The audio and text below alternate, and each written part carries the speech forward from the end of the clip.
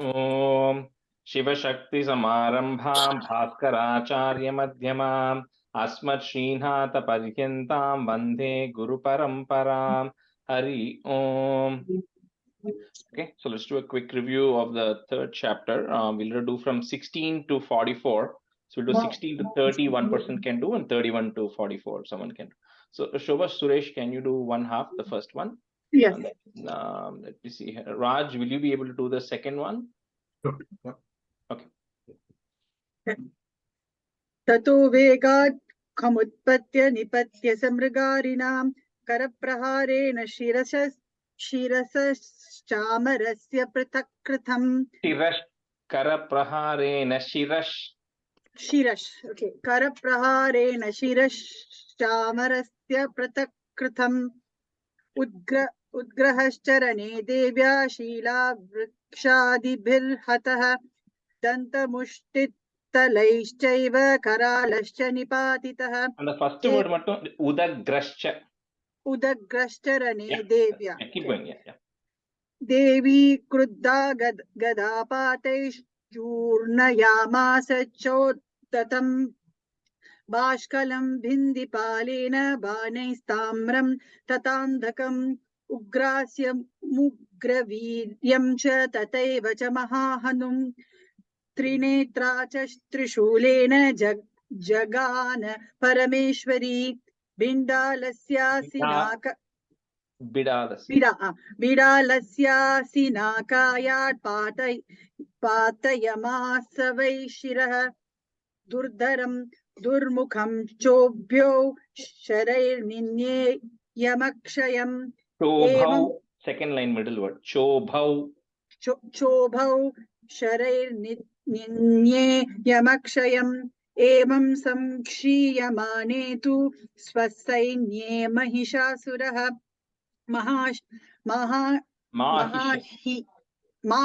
माहिषेण स्वरूपेण त्रासयामास तान् गणान् काञ्चिदुण्डप्रहारेण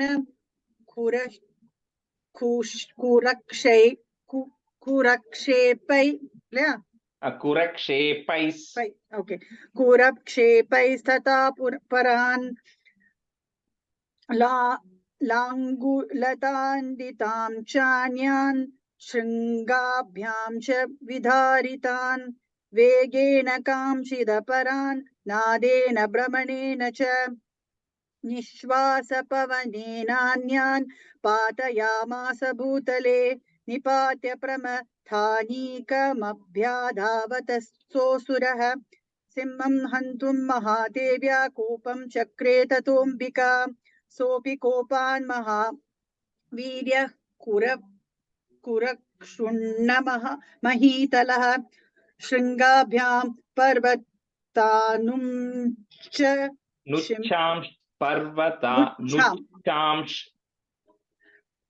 शृङ्गाभ्यां पर्वतानुच्छां क्षिक्षेपचननाद च वेगब्रह्मण विक्षूणा महीतस्य व्यशीरयत् लाङ्गुलेन व्यशीर्यत लाङ्गुलेनाहतश्चाब्धि प्लावयामास सर्वतः धूतशृङ्गविमिन्नाश्च खण्डं खण्डं ययुर्धनाः घनाः श्वासानिलास्ताशतशौ निपेतुर्नभ सोच्चलाः इति क्रोध समात्मापन्तं महासुरं. And the answer is easy to, if you want to break it, you break it. Krodha iti krodha samatmatam apatantam. Right? Yeah, okay. Apatantam mahasuram. Iti krodha samatmatam apatantam mahasuram drishtva sa chandika kopam tadvadaya tada karot sa shiptva tasya vaipasham tam babandha mahasuram यत्याज माहिषं रूपं सोऽपि बन्धो महामृदे Topi baddo. सोऽपि बद्धो महामृदे ततः सिंहो भवत् सद्यः यावत् तस्याम्बिका शिरः छिन्नन्ति तावत् पुरुष खड्गपाणिर्दृश्यत. Yeah, you can stop there. And the first line is sadhyo. I think you said sadhyaha. So it's a sadhyo. Okay. Okay, and then and the second line, first word, chinatti, it and then a ti. Chinatti. Yeah. Chinatti. Okay. Yeah. Okay, already you can stop there. All right, Raj, you want to do the rest? Yep. Tata yevasu purusham devi chichedasayakaihi tam khadgacharmana sardham tatas sobhun mahagajaha karena cha mahasimham tam chakarsha jagarjacha karshatastu karam devi khadgena nirakrutam tata Krintata. nirakrutam tata Krintata. krintata. Yeah. Krintata. Okay. Yeah. Tato mahasuro bhuyo mahisham vapurastitah तदेव क्षोभयामास त्रैलोक्यं सचराचरं ततः क्रुद्धा जगन्माता चिण्डिकापानमुत्तमं पापौ पुनः पुनश्चैव जहासारुणलोचना. Papau, second line, first word. Papau. पपौ. Yeah. पपौ पुनः पुनश्चैव जाहसारुणलोचना. ननर्धचासुरस्सोऽपि वरवीर्यमदोद्धतः विषाणाभ्यां च चिक्षेप चण्डिकां प्रतिभूधरान् सा च तान् प्रहितांस्तेन चूर्णयन्ती सरोत्करैः भुवाच तं मदोद्धूतमुखरागकुलाक्षरम्. Mukaraga. ओके, मुखरागाकुलाक्षरम्. देव्युवाच गर्ज गर्ज क्षणं मूढमधु यावत् पिबाम्यहम् मया त्वयि हतेऽत्रैव गर्जिष्वन्त्यासु देवताः. ऋषिरिवाच एवमुक्त्वा समुत्पत्य सारूढा तं महासुरम् पादेनाक्रम्य कण्ठे च शूलेनैनमताडयत् ततः सोऽपि पदाक्रान्तस्तया निजमुखात् ततः अर्धनिष्क्रान्त एवासीत् देव्या वीर्येण संवृतः अर्धनिष्क्रान्त एवासौ अर्धनिष्क्रान्त एवासौ युध्यमानो महासुरः तया महासिना देव्या शिरश्चित्वा निपातितः ततो आहाकृतं सर्वं दैत्यसैन्यं ननास तत् प्रहर्षं च परं जग्मुः सकला देवतागणाः तुष्टुवुस्तां सुरादेवीं सह दिव्यैर्महर्षिभिः जगुर्गन्धर्वपतयो ननृतश्चाप्यरोगणाः चाप्सरोगणाः जगुर्गन्धर्वपतयो ननृतश्चाप्सरोगणाः सत्या सन्तु यजमानस्य कामाः ॐ नमो देव्यै महादेव्यै शिवायै सततं नमः नमः प्रकृतै भद्रायै नियता प्रणता स्मताम् ॐ ह्रीं सांगायै सायुधायै सपरिवारायै सर्वात्मिकायै अष्टाविसन्ति वर्णात्मिकायै श्री महालक्ष्मीर्नमः. अष्टाविंशति. You said अष्टाविंशति वर्णात्मिकायै Shri महालक्ष्मीर्नमः. Very good. Okay, so let's start with the fourth chapter. So this is Shakradi Stutihi. So Shakra is referring to Indra. So Indra Stuti. Indra means Indra along with other devas Stuti, right? Okay, so Padma Garu, you can be student in the first half, and Sujata, you can be student. So this one, I won't tell meaning for every stanza. Essentially, it's a praise of the Devi, right? So every stanza here is like praising the Devi as to how great she is. So some of them will see the meaning, right? So I think the context setting here is like we saw in the previous chapter, how the Devi was formed from all the gods and everything, and how she got each of her body parts came from the light that came from each of the gods, right? And then how each of her weapons, the 18 hands, everything she had came from each of the gods and the devas. We saw that. We also saw about the how she had gotten rid of the commanders of Mahishasura, and then eventually resulting in getting rid of Mahishasura. So that's how the third chapter ends. So when the third chapter ends, here the fourth chapter, Rishiru Vacha. So the Sumedas, the Rishi is saying, hey, because the Devi got rid of Mahishasura, and all the gods then did a stuti to her, did a praise to her. So that's what, so pretty much most of the chapter is about the praise of the Devi. Then in the very end of the chapter, there is a conversation that happens between the Devas and the Devi, which I'll tell you the meaning. It's only a few stanzas. But pretty much 70-80% of this chapter is the Devas praising the Devi. So here, see this four-liner, right? One thing you'll have to be careful is, so we'll do two lines. Now, if you want to pause at the end of the first line, typically it is chanted, if you have it as 4 lines in your book, the first 2 lines are chanted together, third and fourth lines are chanted together, right? But if you are not able to do that, the risk you run is, I will teach you with joining. Some places visargas come at the end of the first line or the third line. So when I'm teaching you, I'm going to teach you how to join the 2 lines and chant. So, but if you're chanting 1 line at a time, you'll have to chant slightly different. And the visarga, you'll have to say the visarga, right? But if you're joining it, you will not say the visarga. I'll tell you when that comes, right? So stanza 1. Om Rishiruvacha Shakradhaya Suragana Nihateti Vidye Tasmin Duratmani Surari Bale Cha Devya Tam Tushtupuh Pranati Namra Shirodharam Sa Vagbih Praharsha Pulagod Gamacharu Deha. So that's the tune which it goes in, right? So we'll do two lines. So Om Rishiruvacha Shakradayah put is Shakradayas Suragana Nihateti Virye Tasmin Duratmani Surari Bale Cha Devya. Om Rishirhuvacha Shakradayas Suragana Nihateti Virye Tasmin Duratmani Surari Bale Cha Devya. Om Rishirvacha Shakradayas Nihateti Virye Tasmin Duratmani Surari Bale Cha Devya. Om. Go ahead. Sorry. Om Rishirvacha. I'm thinking the tune is not coming. Then I forgot to say a second time. Yeah, that's okay. Om Rishirvacha Shakradaram Suraganani Hateti Virye Tasmin Duratmani Surari Bale Cha Devya. You're going slightly off tune, that's okay, you'll get it. Yeah. Anyways, I'll try. Om Rishiruvacha Shakradayas Suragana Nihateti Vidye Tasmin Duratmani Surari Bale Cha Devya.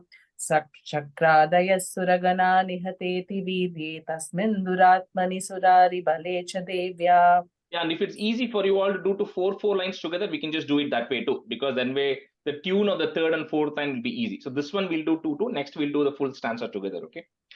Tam tushtubuhu, put a F tushtubuh, pranati namra shiro dharamsa, vagbhihi, put a F vagbih, praharsha pulakod gama charu dehaha. Tam Pulakod gamava.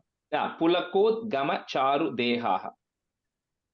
Tam tushtuvuh pranati namra shirodharam sa vagbih praharsha pulakod gama charu dehaha.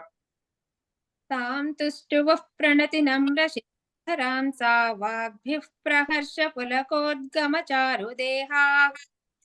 Tam tushtuvuh pranati namra shirodharam sa vagbih praharsha pulakod gama charu dehaha. Tam tushtuvuh pranati namra shirodharam sa vagbih praharsha pulakod gama charu dehaha. Tam tushtuvuh pranati namra shirodharam sa vagbih praharsha pulakod gama charu dehaha. Answer 2. Devyaya tatamidam jagadatma shaktya nishesha deva gana shakti samuha murtya tam ambikam akila deva maharshi pujyam bhaktya natasma vidadhatu shubhani sanah. So it just again says that you Devi, who's stuck down, who's the Jagadatma Shaktya, who's the strength of the Atma, the soul of everybody, right? And then Nishesha Deva Gana Shakti. So all these power of the who's formed, who's embodies the herself as the power of all the gods. So we are just bowing in devotion to that Devi, and may the Devi grant us whatever is Shubham, whatever is auspicious. That Ambika, please grant to us whatever is auspicious, right? So again, it's just every stanza is just going to be a praise of the Devi. So Devya Yaya Tatamidam Jagadatma Shaktya, Jagadatma Shaktya, Nishesha Deva Gana Shakti Samuha Murtya, Tam Ambikam Akhila. I'm just breaking it. You can also say it together. Tam Ambikam Akhila Deva Maharshi Pujyam Bhaktya Nataha. Putta is Natas Sma Vidadhatu Shubhani Sa Naha. Devyahya tatamidam jagadatma shaktya nishesha deva gana shakti samuha murtya tam ambikam akhila deva maharshi pujyam bhaktya natasma vidadhatu shubhani sanah. Devyaya tatamidam jagatma shaktya nishesha deva gana shakti samoha murtya Tamambika makhila deva maharshi pujyam bhaktya natasma vidadhatu subhani sanah. Devyaya tatamidam jagatma shaktya nishesha deva gana shakti samoha murtya Tamambika makhila deva maharshi pujyam bhaktya natasma vidadhatu subhani sanah. இந்த tune மட்டும் எடுத்துக்கிறாரு. Devyahya tatamidam. देव्यायया ततमिदं जगदात्मशक्त्या निःशेष देवगणशक्ति समूहमूर्त्या तामम्बिकामखिल देवमहर्षिपूज्यां भक्त्या नता स्म विदधातु शुभानि सा नः. देव्यायया ततमिदं जगदात्मशक्त्या निःशेष देवगणशक्ति समूहमूर्त्या तामम्बिकामखिल देवमहर्षिपूज्यां भक्त्या नता स्म विदधातु Shubhani Sanaha. Yasyaha, put F, Yasyaf, Prabhavamatulam, Bhagavan Ananto, Brahma Harascha, Nahi Vaktu Malam Balamcha, Sa Chandika Akhila, but that S symbol is there. So Sa Chandika Akhila, Jagat Paripalanaya, Nashaya, Chashu Bhabayasya, Matim Karotu, short U. Again, some of this is pretty easy to understand. So it says the Bhagavan Ananta, referring to Narayana, Brahma, Hara, Shiva, all of them, even all of them are not able to talk about your prabhavam, your greatness, right? That's how great you are, that even they don't have words to express your greatness. So that Chandika, whose intent is Akhila Jagat Paripalanaya, whose intent is to protect the entire world. So please, protect me. So may you, Chandika, be intent on protecting the entire world. And also, Nashaya, also destroy all the misfortune, the fear of misfortune that we all have. Yasyah prabhavamatulam bhagavanananto brahma harascha nahi vaktumalam balam cha Sa Chandika kila jagat paripalanaya nashaya chashu bhavayasya matim karotu. Yasyah prabhavamatulam bhagavanananto brahmaharascha nahi vaktumalam balancha Sa Chandika kila jagat paripalanaya nashaya sa subhabhayasya matim karotu. That Brahma, the second line, right? I think there's Brahma Harascha, okay? Brahma, okay. Sound at the end, yeah. Okay. Yeah. Yasya prabhavamatulam bhagavanananto brahma harascha nahi vaktumalam balancha cha chandika kila jagat paripalanaya nashaya shashubhavayasya matim karotu. Yasya prabhavamatulam bhagavanananto brahma harascha nahi vaktumalam balam cha Sa Chandika kila jagat paripalanaya nashaya chash shubhabayasya matim karotu. Tune மறுபடியும் போயிருக்கு. Yasya prabhavamatulam. Okay. Yasya prabhavamatulam bhagavanananto brahma harascha nahi vaktumalam balam cha sa chandika kila jagat paripalanaya nashaya cha shubhabayasya matim karotu. Ya Shrihi, put is Shris, Swayam, Sukritinam, Bhavaneshwa Lakshmihi is there. So this is where I was telling.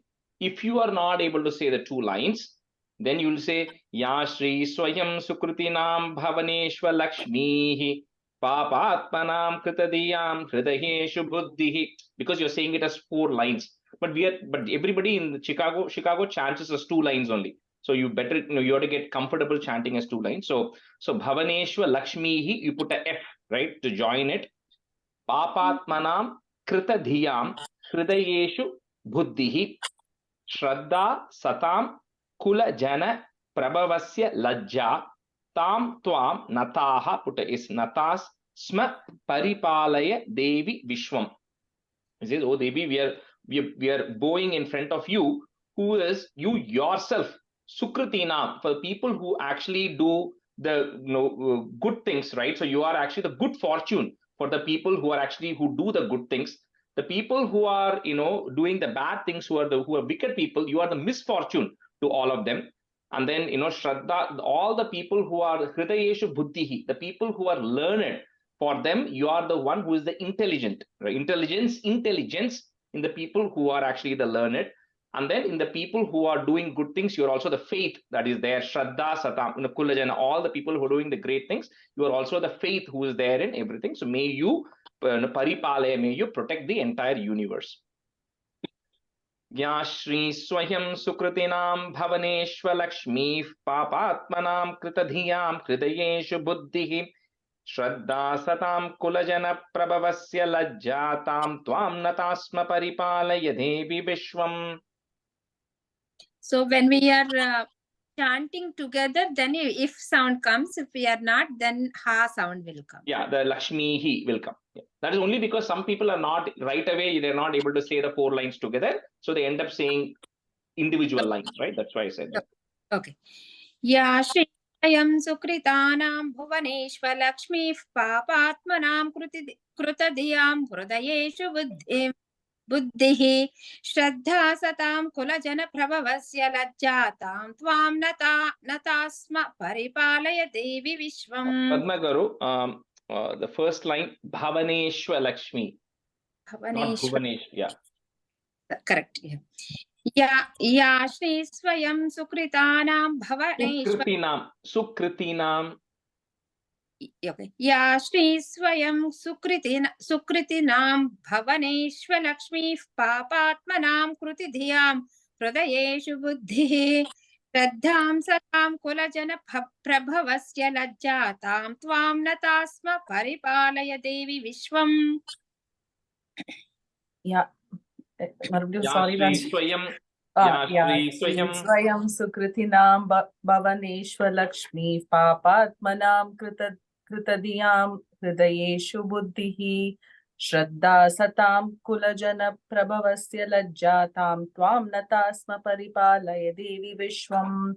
Ya Shri Swayam Sukritinam Bhavaneshwa Lakshmi Papatmanam Kritadiyam Hridayeshu Buddhihi Shraddha Satam Kulajana Prabhavasya Lajjatam Tvam Natasma Paripalaya Devi Vishwam. Sujata, you say first, and then Padma Garu, you say second, in case her tune is putting you Tune off. ka? Okay. Yeah. That is kind of, it just goes, you start low, it goes up, and then it comes down. So it just goes, start low, and it goes up, and then the next 2 lines come down. Everybody has a pitch. Yeah, it's just the way you started. Yeah. No, trying to focus on the two at the same time, trying to learn the words also. No, don't worry about it. Yeah, you focus on getting the words correct, the tune you'll get it. You'll if we listen to the recording few times, you'll get the tune, Yeah. And even when you're chanting in a group, the first person starts it, then you'll get the flow, right? So Kim Varnayama Tava Rupam, if you want to break it, Rupam Achintyam Etat. Kim Chati Viryam Asura Kshayakari Bhuri. So both of those re's are short re's. Kim Chahaveshu Charitani Tavat Bhutani, again short e. sarveshu devya sura deva ganadikeshu. It says, your roopam, which is achintyam, right, which surpasses, which is so difficult. How can Kim Varnama, how can I even describe your form, which actually surpasses what our thought is? I think we also saw this earlier when all the praises were coming. He's like, you'll have to be able to understand and describe to be able to praise your roopam, but it's beyond my thought and beyond my comprehension. So that is how your form is. And it then goes on to describe, your strength, which is able to surpass all evil and everything. Kim varnayama tava rupamachintyametat kim chati viryamasurakshayakari bhuri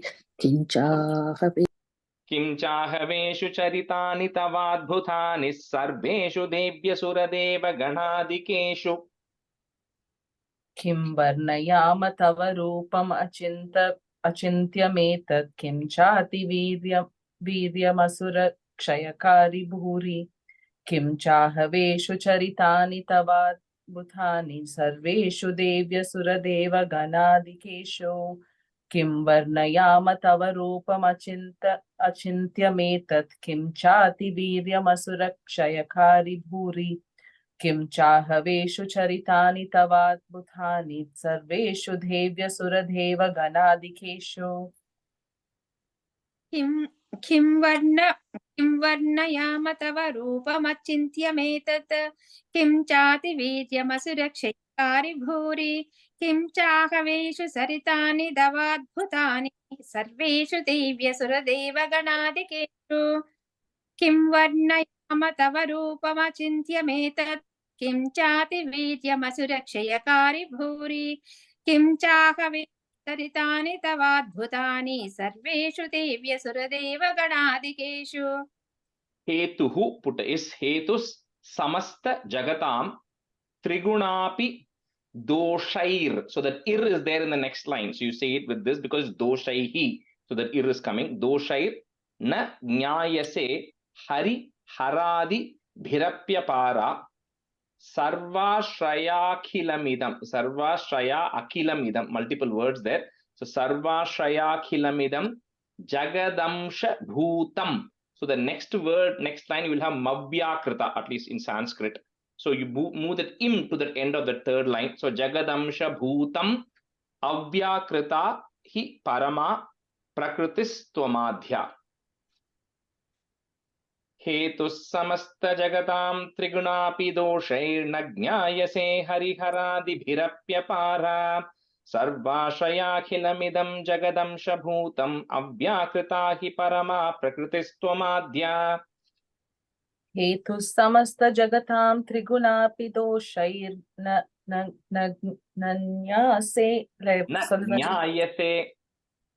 nyayase hari haradi virapyapara. இன்னொரு சொல்றேன் சேர்த்து. Hetu samasta jagatam trigunapi doshair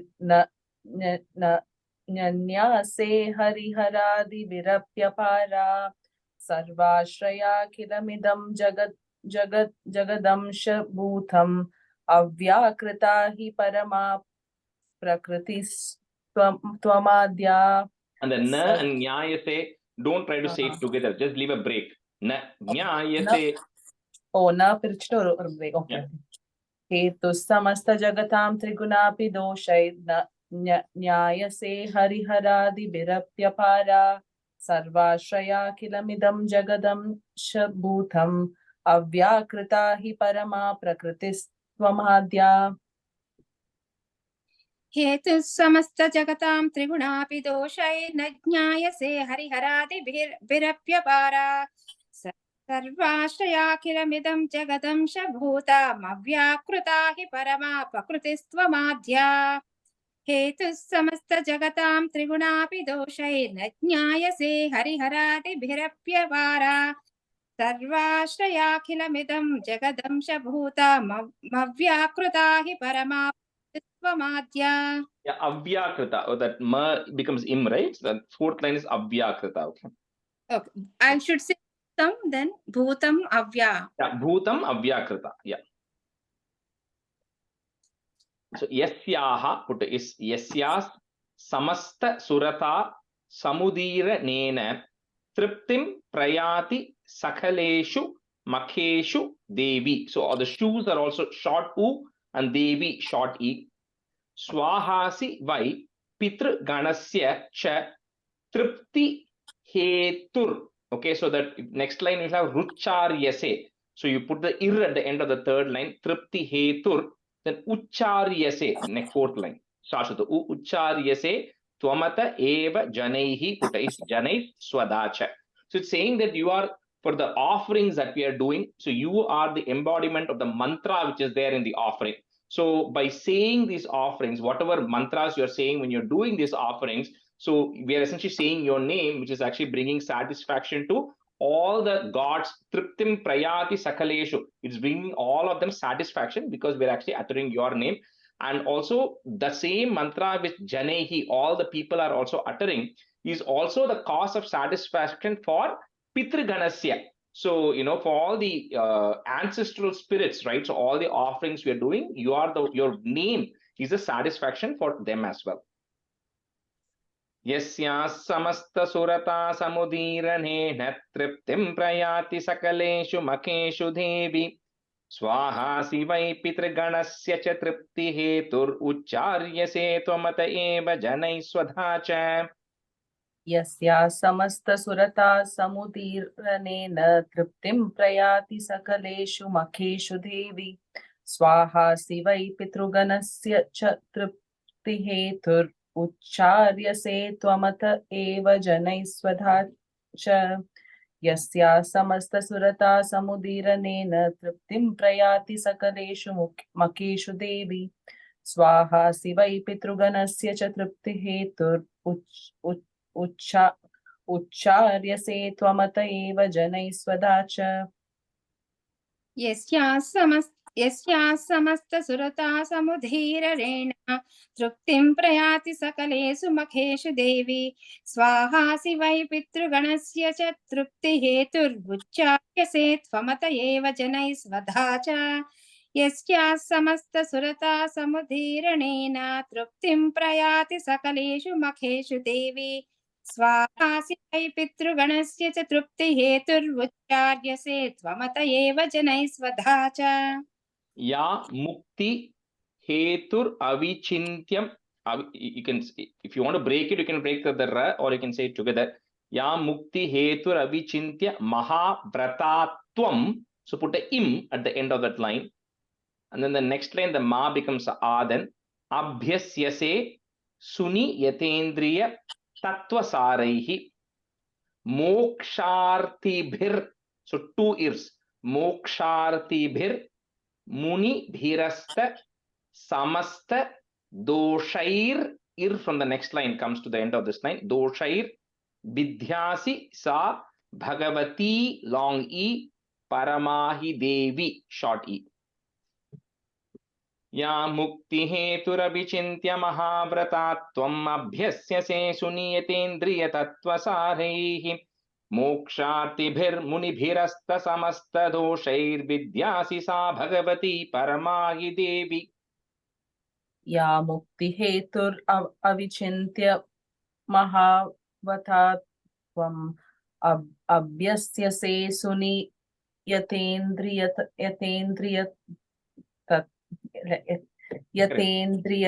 तत्त्वसारैः मोक्षार्तिभिर्मुनिभिरस्त समस्तदोषैर्विद्यासि सा भगवती परमाहि देवी या मुक्ति हेतुर अविचिन्त्य महाव्रतात्वम् अभ्यस्यसे सुनियतेन्द्रिय तत्त्वसारैः मोक्षार्तिभिर्मुनिभिरस्त समस्तदोषैर्विद्यासि सा भगवती परमाहि देवी.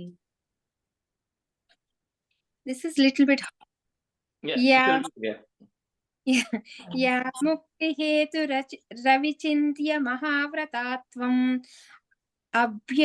अभ्यस्यसे सुनियतेन्द्रिय तत्त्वसारैः मोक्षार्थिभिर्मुनिभिरस्व समस्तदोषैर्विद्यासि सा भगवती परमाहि देवी या मुक्ति हेतु रविचिन्त्य महाव्रतात्वम् अभ्यस्य से सुनियतेन्द्रिय तत्त्वसारैः मोक्षार्थिभिर्मुनिभिरस्त्व समस्त दोषैर्विद्या भगवती परमाहि देवी.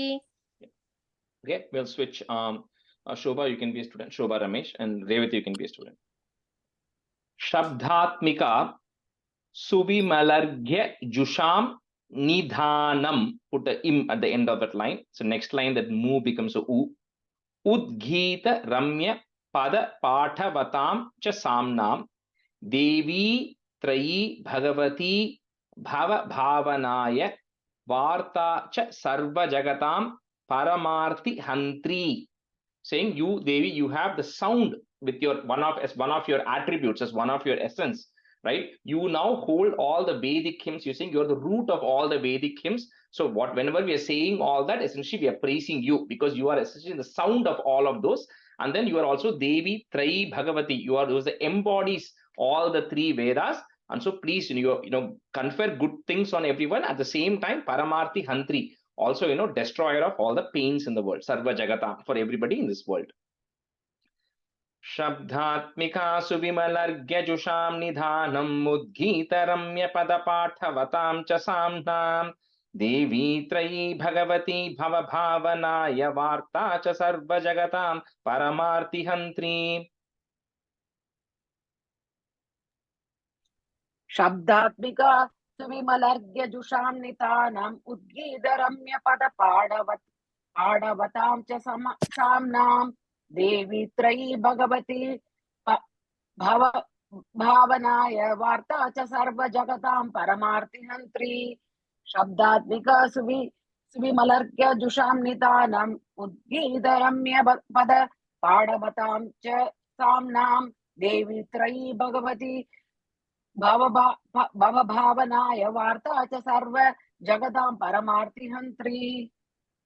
ஒரே ஒரு நிமிஷம், ஒரே ஒரு செகண்ட். இந்த இது மட்டும் கேட்க, உத்தீர் அது என்ன செகண்ட் லைன்ல ஃபர்ஸ்ட் வேர்ட் என்ன ராஜேஷ்? உத்கீத ரம்ய. உத்தீத ரம்யவா? உத்கீத கா உத்கீத ரம்ய. உத்கீத. Oh okay okay okay, thank you. सप्तात्मिका सुविमलर्ग्यजुषां निदानम् उद्गीतरम्य पदपाडवताञ्च साम्नां देवी त्रयी भगवती भवभावनाय वार्ता च सर्वजगतां परमार्तिहन्त्री. सप्तात्मिका सुविमलर्ग्यजुषां निदानम् उद्गीतरम्य पदपाडवताञ्च साम्नां देवी त्रयी भगवती भवभावनाय वार्ता स सर्वजगतां परमार्तिहन्त्री. मेधासि देवी short e vidithakila शास्त्रसारा दुर्गासि दुर्ग भव सागर नौर संघा श्रीहि put a sound Shri कैटभारि हृदयैक कृतादिवासा Gauri long e त्वमेव शशि मौलि कृत प्रतिष्ठा. So it talks about, you who is the Medas, you are the intelligence, right, with which all of the scriptures are understood. You, when you are in the form of Durga, right, Bhavasagara Naurasanga, you are the kind of the boat which is actually helping us cross the difficult ocean of the samsara of this life. So as Durga, you're helping us cross the boat. Then Shrihi, so as Lakshmi, as Shri, you are the splendor which is residing in Hridayeka. You're residing in the heart of Mahavishnu, you're residing as Shri. And as Gauri, you are the goddess who's actually in the moon crown, Shashi Mauli Krita Pratishta, in the Shiva, who has the moon as its crown. You are residing in that Shiva as well. So, Medhasi Devi Vidita Kila Shastra Sara Durgasi Durga Bhavasagara Naura Sangha Shri Kaita Bhari Hridayeka Kritadivasa Gauri Twameva Shashimauli Krita Pratishta. Medhasi Devi Vidita Kila Shastra Sara Durgasi Durga Bhava Sagara Naura Sangha Shri Kaita Bhari Hridayeka Kritadivasa Gauri Twameva Shashimauli Krita Pratishta. Medhasi Devi Vidita Kila Shastra Sara Durgasi Durga Bhava Sagara Naura Sangha श्रीर्गैडबारि हृदयेद कृदादिवासा गौरी त्वमेव शशिमौलि कृतप्रतिष्ठा मेधासि देवि विदिता किल शास्त्रसारा दुर्गासि दुर्गभवसागर नौरशङ्का श्रीकैडपारी कृदादिवासा गौरी त्वमेव शशिमौलि कृतप्रतिष्ठा Revati, the third line la हृदयैक ओके Yeah. मेधासि देवि विदिता किल शास्त्रसारा दुर्गासि दुर्गभवसागर नौरशङ्का श्रीकैडपारी हृदयैककृतादिवासा गौरी त्वमेव शशिमौलि कृतप्रतिष्ठा Ishat Sahasam Amalam, if you want to break it, Sahasam Amalam, Paripurna Chandra, Bimbhanukari, Kanakottama, Kanti Kantam, Atyadbhutam, Ati Adbhutam, Atyadbhutam, Prahrita Matha Rusha, Tatapi, short E, Vaktram, Vilokya, Sahasa, Mahishaasurena. So it says, oh Devi, you are, what do you call, you're smiling, right? Your face is very amalam, it's pure face. You're smiling all the time, and it actually resembles a paripurna chandra. It is actually representing the moon when it is actually in its full form, right? And it's very pleasing to the eyes. At the same time, kanaka uttama, so it's like, as like the luster of the finest of gold, right? That is how you're shining. So when you have a face like this, which is so pleasant and smiling like a full moon, how is it that Mahishasura felt like attacking you? Right? So you're kind of praising the Devi and saying, I don't understand how Mahishasura is wanting to attack you looking at this face of yours. Ishat Sahasamamalam Paripurna Chandra Bimbanukari Kanakottama Kanti Kantam Atyadbhutam Prakrutamatta Tatapi Vaktram Vilokya Sahasa Mahishaasurena. ईषत्सहासममलं परिपूर्णचन्द्रबिम्बानुकारि कनकोत्तमकान्तिकान्तम् अद्यद्भुतं प्रहृतमात्तरुषा तथापि वक्त्रं विलोक्य सहसा महिषासुरेण ईषत्सहासममलं परिपूर्णचन्द्रबिम्बानुकारि कनकोत्तमकान्तिकान्तम् अद्यद्भुतं प्रहृत मातरुषा तथापि वक्त्रं विलोक्य सहसा महिषासुरेण ईषत्सहासममलं परिपूर्णचन्द्रबिम्बानुकारि कनकोत्तमकान्तिकान्तम् अद्यद्भुतं प्रकृतमातरुषा तदापि वक्त्रं विलोक्य सहसा महिषासुरेण ईषत्सहासम् अमलं परिपूर्णचन्द्रबिम्बानुकारि कनकोत्तमकान्तिकान्तम् अद्यद्भुतं प्रकृतमातरुषा तदापि वक्त्रं विलोक्य सहसा महिषासुरेण. My tongue slipped. Drishtva tu Devi, short E, Kupitam, Bhrukuti Karalam. So put that im at the end of that line. So the next line, mu becomes u. Udhyacha Shankha Sadrishach. So this is like a tongue twister. So Udhyacha Shankha Sadrishach Chavi Yenna Sadhyaha Pranan Mumochi Mahishas Tadativa Chitram Kair Jivyate Hi Kupitan Taka Darshanena. So it's kind of talking about the other aspect of it, which is not only was he, like it's surprising that you have such a pleasant face, and I don't understand how Mahishasura felt like hurting you, but at the same time, when you got angry, you are like that red moon which is coming up, right? So that's how your face was like, now you got a very scary look, right? And I'm surprised Mahishasura did not immediately collapse or withdraw by looking at the scary form of yours as well. Just kind of comparing the two contrasting looks of Devi. Drishtva tu Devi kupitam bhrukudi karalamudhyaccha shanka sadrushachhaviyenna sadhyaha Pranhan mumocha makishas tadati vachitram kai jivyate hi kupitantaka darshanena. दृष्ट्वा तु देवि कुपितं भृकुटीकरालम् उद्यच्च शाङ्ग सदृशश्चवि यन्न सद्यः प्राणान् मुमोच महिषस्तततीव चित्रम् कैर्जीव्यते हि कुपितान्तकदर्शनेन दृष्ट्वा तु देवि कुपितं प्रकुटीकरालम् उद्यच्च शाङ्ग सदृशश्च वियन्न सद्यः प्राणान् मुमोच महिषस्तततीव चित्रम् कैर्जीव्यते हि कुपितान्तकदर्शनेन दृष्ट्वा तु देवि कुपितं प्रकुटीकरालम् उद्यच्च शङ्का सदृशः सत्यः प्राणान् मुमोच महिषस्तदतीव चित्रम् कैर्जीव्यते हि कुपितान्तकदर्शनेन दृष्ट्वा तु देवि कुपितं प्रकुटीकरालम्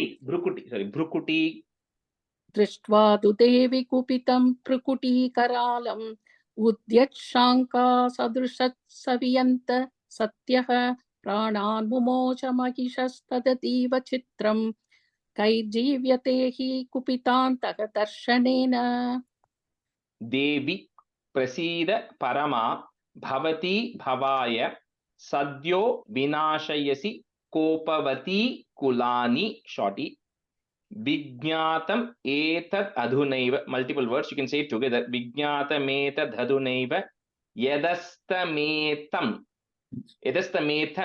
right then there's the in and the ni in the next line so yadastametan neetam so the second ni comes in the second line neetam balam suvipulam mahishāsurasya says you Devi who is normally you are very gracious he says you be gracious to all the creation because we saw what happens when you actually get angry just like how you eradicated the entire Mahishasura's army and Mahishasura itself we don't want you to be like that so we want you to be kind and gracious to everybody here Devi prasida parama bhavati bhavaya sadyo vinashayasi kopavati kulani विज्ञातमेतदधुनैव यदस्तमेतन्नीतं बलं सुविपुलं महिषासुरस्य देवि प्रसीद परमा भवती भवाय सत्यो विनाशयसि कोपवती कुलानि विज्ञातमेतदधुनैव यदस्तमेतन् नीदं बलं सुविपुलं महिषासुरस्य the second line last word kulani is a short e okay sure देवी प्रसीद परमा भवती भवाय सत्यो विनाशयसि कोपवती कुलानि विज्ञातमेतदधुनैव यदस्तमेतन् नीदं बलं सुविपुलं महिषासुरस्य देवी प्रसीद परमा भवती भवाय सत्यो विनाशयसि गोपवती कुलानि विज्ञातमेत तदुनैव यदस्तमेतं नीतं बलं सुविपुलं महिषासुरस्य देवी प्रसीद परमा भवती भवाय सत्यो विनाशयसि गोपवती कुलानि विज्ञातमेत तदुनैव यदस्तमेतं नीतं बलं सुविपुलं महिषासुरस्य Even the second time and then the Devi first word you made Devi you said Devi first time you said it correct second time you stretched it little Devi okay te sammata janapadeshu dhanani tesham yashamsi nacha sidati dharma vargaha danyasta eva nibrutatmaja bhritya dhara yesham sadabhyudayada you can say it together sadabhyudayada bhavati prasanna says when prasanna when when you for whoever you are bhavati prasanna whoever you are very happy with right whoever you are very pleased with you of course always make sure that they are sammata janapadeshu among all the janas among all the people they are actually honored and of course they are then given dhanani they are given riches and they are given yashamsi they are given glories and then you are always you take care of them and at the same time they're also blessed with children and attendants and partners and everything works well for people who you are really happy with te sammata janapadeshu dhanani tesham yashamsi nacha sidati dharma vargah danyasta eva nibrutatmaja bhritya dhara yesham sada yudayada bhavati prasanna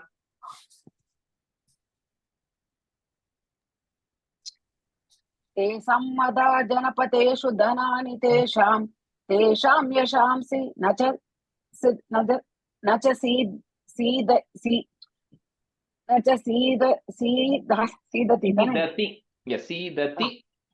न च सीदति धर्मवर्गः धन्यास्त एव निबृधात् मज भृत्यदारा येषां सदाभ्युदयता भवति प्रसन्ना ते समन्ता जनपदेषु धनानि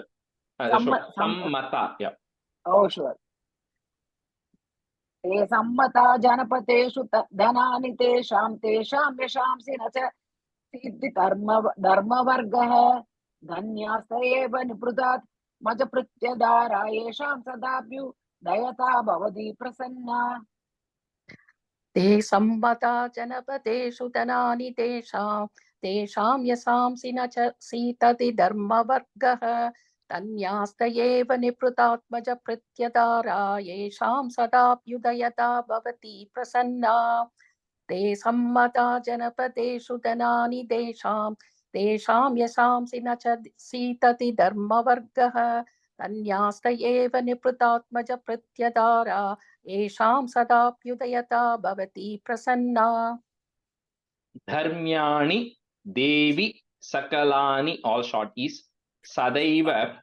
So here is where again, if you are breaking and saying that lines, it becomes Sadaiva Karmani Atyadrita. That word will change, but because we are not breaking, we'll just kind of say it together. So Sadaiva Karman Yatyadritaha. You kind of say those two lines together. Yatyadritaha is there, put a F. Karman Yatyadritah Pratidinam Sukruti Karoti Swargam Prayati Chatato Bhavati Prasadal Lokatraye. This is Prasadat and Lokatraye, but it will become double L there, La there. So Bhavati Prasadal Lokatrayepi Phalada Nanu Devi Tena. Dharmyani Devi Sakalani Sadaiva Karmani Atyadritah Pratidinam Sukruti Karoti Swargam Prayati Chatato Bhavati Prasadhal Lokatrayepi Phalada Nanu Devi Tena. धर्म्याणि देवि सकलानि सदैव कर्माणि यत्यातृदः प्रतिदिनं सुकृति करोति स्वर्गं प्रयाति च ततो भवति प्रसादात् लोकत्रयेऽपि फलता ननु देवि तेन धर्म्याणि देवि सकलानि सदैव कर्माणि यत्यातृदः प्रतिदिनं सुकृति करोति स्वर्गं प्रयाति च ततो भवति प्रसादात् लोकत्रयेऽपि फलता ननु देवि तेन धर्म्यानि देवि सकलानि सदैव कर्माण्ययत्यातृदः प्रतिदिनं सुकृती करोति स्वर्गं प्रयाति सततो भवति प्रसादात् लोकत्रयेऽपि फलता ननु देवि तेन धर्म्यानि देवि सकलानि सदैव कामान् यत्यातृदः प्रतिदिनं कर्मान् sorry धर्म्यानि देवि सकलानि सदैव कर्माणि यत्यातृदः प्रतिदिनं सुकृती करोति स्वर्गं प्रयाति सततो भवति प्रसादात् लोकत्रयेऽपि फलता ननु देवि तेन Durge. Is it prasadal? Yeah, it's actually, and the word actual word is prasadat lokatraye, but on the it and la change, it becomes a double la. Yeah. Okay. Durge smrita harasi bhitim ashesha. If you want to break it, bhitim ashesha jantoho is that put a is jantos swastaihi put a is again swastais smrita matimativa shubham dadasi short e daridrya dukha bhaya harini ka twadanya sarvopakara karanaya sadardra chitta. It says, oh Durga, no, any time somebody is in distress, when they remember you, you are immediately able to remove the fear that they actually have when they are remembering you when they're in distress. Anytime they are in trouble, right, mentally troubled, then you confer them more peace of mind for all of them who are there. At the same time, dharidriya, so people who are in poverty, dukkha, people who are in suffering, bhaya, people who are worried or fear, right? And anytime when they are in that, when they think of you, of course, you are the one who is kind, who gets rid of all of this for the people who are constantly thinking about you. Durge smrita harasi bhītimashesha janto swastai smrita mati shubham dadasi daridrya dukkha bhayaharini katvadanya sarvopakara karanaya sadardra chitta. दुर्गे स्मृता हरसि भीतिमशेष जन्तोः स्वस्थै स्मृता मतिमतीव शुभां तदासि दारिद्र्य दुःख भयहारिणि कात्वदन्या सर्वोपकार करणाय सदार्थ चित्ता. And the jantoho anga issu potrungo to join it, right? Jantos, because we are saying it together, right? First line end. It was a jantos. Because we're saying the second line together, that's right, yeah. Oh, sure. Durge smrita harasi bhītimashesha jantoः swastai smrita matimatīva shubham tadasi daridrya dukkha bhayaharini katvadanya sarvopakara karanaya sadartra chitta. Again, I think jantoho chonnelke, I heard it like that. So jantos. Jantos hoy venda. Okay, yeah. I'll take it out. Thank you. Okay. दुर्गे समृता हरसि भीतिमशेष सन्तो स्वस्थैः समृता मतिमतीव शुभां ददासि दारिद्र्य दुःख भयहारिणि कात्वदन्या सर्वोपकारकरणाय सादत्र चित्ता. Sadartra. Okay. Durge and the rental line you smrita. Smrita, you said smrita. Okay. Durge smrita harasi bhītimashesha santo swastai samrita. Right? Smrita. Okay. Swastai smrita madiva shubham tadasi daridrya dukkha bhayaharini katvadanya sarvopakara karanaya sadartra sitta. Yeah, and one word, something you said different. And the first line, just the first line. Durge samrita. Smrita. Okay. Durge smrita harasi bhītimashesha santos. Yeah, jantos. Sesha jantos. Okay. Yeah. Okay, the ja. And the ja, you were saying cha. Okay. Durge samrita. Okay. Yeah, smrita. SM.